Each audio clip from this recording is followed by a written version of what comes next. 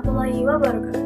Perkenalkan, nama saya Fatmawati dengan NIM 2012321. Video ini dibuat untuk memenuhi tugas akhir mata kuliah fikih muamalah yang diampu oleh dosen kita, Ibu Seva.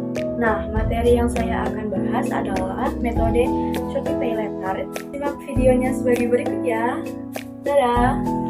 Nah, jadi topik yang saya akan bahas di sini adalah mengenai Shopee Pay Later. Sebelumnya, teman-teman sudah ada yang tahu belum apa sih itu Shopee Pay Later? Nah, Shopee Pay Later itu sendiri merupakan metode transaksi pembelian barang yang memungkinkan pengguna Shopee itu membeli barang dan kemudian membayarnya di bulan selanjutnya dengan cara dicicil. Nah, mengapa sih topik yang saya ambil yaitu Shopee Pay Later penting untuk dibahas?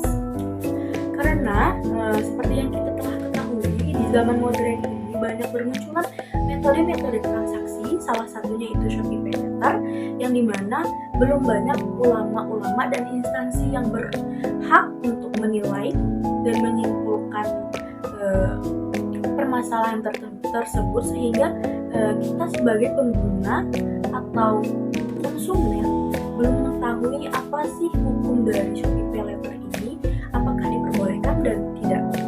Nah, itulah yang menyebabkan materi ini atau topik ini sangat menarik untuk dibahas.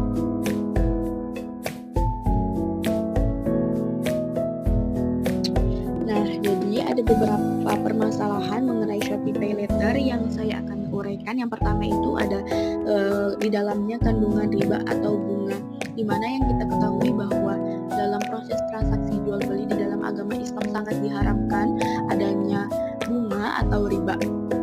Sementara di dalam Shopee Pay Later, di setiap cicilannya kita wajib membayarkan bunga. Yang kedua itu ada gharar, ketidakpastian. Banyak konsumen Shopee Pay Later yang tidak mengerti, kurangnya literasi, kurangnya ilmu pengetahuan apa sih yang dimaksud dengan Shopee Pay Later ini, sehingga di dalamnya itu memunculkan banyak ketidakpastian dan ketidaktahuan. Nah, yang ketiga itu ada perilaku boros. Karena Shopee Pay Later ini menggunakan cara cicil, jadi banyak konsumen yang terus-terusan membeli barang yang bisa dikatakan pemborosan, perilaku boros yang sangat dibenci oleh agama Islam, bahkan tidak dibenarkan. Nah, yang keempat itu ada melanggar aturan syariah. Seperti yang pertama kali kita dengar itu ada kandungan riba atau bunga. Itu sudah menandakan bahwa Shopee Pay Later ini melanggar aturan syariah. Dan yang terakhir itu adanya hutang yang memberatkan. Seperti yang kita ketahui bahwa metode Shopee Pay Later ini ada batasan waktu, di mana jika lewat batas waktu akan adanya denda atau peringatan yang memberatkan konsumen, dan di dalam agama Islam pun tidak membenarkan hal-hal seperti itu terjadi. Apakah kamu termasuk daripada pengguna Pay Later?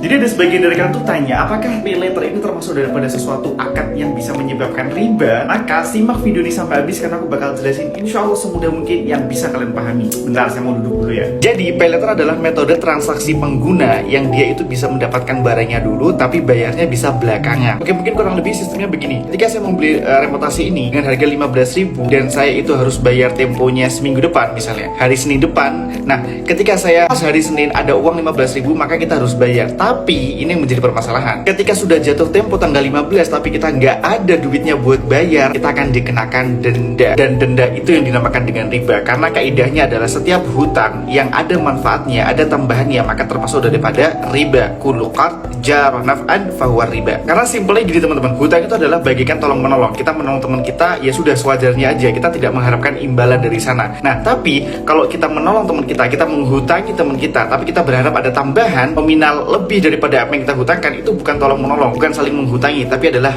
bisnis. Nah, namun ada pengecualian. Semisal nih kita meminjamkan kepada teman kita 10.000, tapi dia karena mungkin dia merasa kita baik, kemudian ada inisiatif dari dirinya untuk memberikan 5.000 tambahan, maka ini tidak apa-apa karena bukan kita mensyaratkan untuk menambahkan, tapi mereka ataupun dia yang berinisiatif mungkin merasa kita itu baik terus kemudian ditambahkan. Nah, ini tidak termasuk daripada riba. Back to topic pay later. Ada juga teman-teman yang tanya, kalau misalnya kita bayarnya tepat waktu gimana, kan nggak kena sama bunganya ataupun dendanya? Maka jawabannya adalah tetap dipermasalahkan. Karena kenapa? Kita mensetujui akad riba di depan. Sebelum kita menggunakan fitur pay later, pasti kita akan ada namanya saling setuju, ya, persetujuan tentang akad pay later tersebut. Nah, yang dipermasalahkan adalah ketika kita mensetujui akad tersebut meskipun pada ujungnya kita bayarnya tepat waktu. Jadi saran saya tuh udahlah, misal kita menginginkan barang tuh lebih baik, alangkah baiknya kita nabung aja daripada kita semisal menggunakan fitur tersebut kemudian kita pay later satu barang kemudian barang lainnya, itu akan semakin menumpuk. Ya kalau misal kita ada rezeki untuk membayarnya, kalau tidak ada akan semakin tambah denda, akan semakin banyak riba yang kita dapatkan. Mungkin kalau sebagian dari kalian ada yang sudah ngalamin terjebak daripada pay later, bisa komen di bawah, kita kasih tahu ke teman-teman yang belum pernah cobain. Semangat menabung dan semoga bermanfaat. Barakallahu fikum.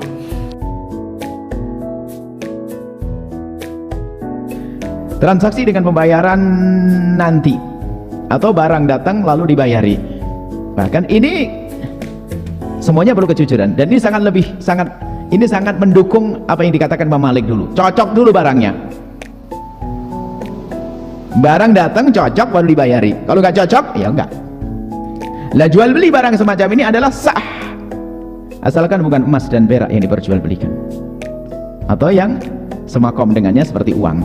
Jadi jual beli emas dan perak nggak boleh, karena jual beli emas dan perak di samping transaksi harus kontan, penyerahannya harus seketika itu juga. Tapi kalau menerima barang dulu kemudian bayarnya nanti, nggak sah kalau emas dan perak, masuknya riba. Baik, kemudian ada lanjutannya, model yang lain lagi adalah bayarnya boleh bulan depan. Barang datang sudah kita pakai, bayarnya bulan depan. Kalau bulan depan ternyata nggak bisa bayar, maka terserah, bahasanya cantik-cantik, nggak tahu tadi apa katanya tambahannya. Wah, terserah pokoknya. Dikasih nama si cantik, si jelita, si ini sama saja, bunga. Itu tambahannya, dikasih nama yang bagus-bagus. Lah itu karena apa? Permasalahannya barang setelah saya terima, saya punya utang uang, utangnya ditambah, makanya riba. Ribanya di sini jatuhnya. Kalau kesepakatan harganya sudah oke dari awal, bayarnya bulan depan, tak-taunya di bulan depan itu kok nggak bisa bayar, tak-taunya kemudian kasih tambahan, itu riba. Dari ungkapan pertanyaan terakhir, dan ini adalah bisnis yang sudah banyak tersebar. Jawabannya sederhana, Anda orang beriman bisa memilih cara bisnis yang benar kok. Kenapa harus mengambil yang nggak benar? Kan masih ada cara yang lain. Jangan memaksakan dengan cara jual beli yang ternyata di dalamnya ada keharaman, apalagi di situ ada riba. Maka hati-hati kalau riba. Ngajak perang dengan Allah, perang kok dengan Allah, hancur orang itu. Seperti itu ya. Semoga Allah memberikan pemahaman kepada kita yang pernah berurusan dengan transaksi semacam itu, segera bisa menarik diri dan tobat, berganti dengan transaksi yang indah. Nah, kalau sudah punya niat begitu, ya sudah. Berarti Anda itu niat melarat betul. Maksudnya begini, ya sudah saya bayar bulan depan. Kalau nggak bisa gimana? Ya nggak apa-apa ditambah, oke lah. Berarti Anda niat nggak bisa bayar. Kalau saya pengen kontan begitu, ya Allah berikan saya punya duit bisa bayar kontan begitu. Jangan niat menjadi orang punya utang. Baik, yang jelas kalau ada tambahannya setelah itu hukumnya riba.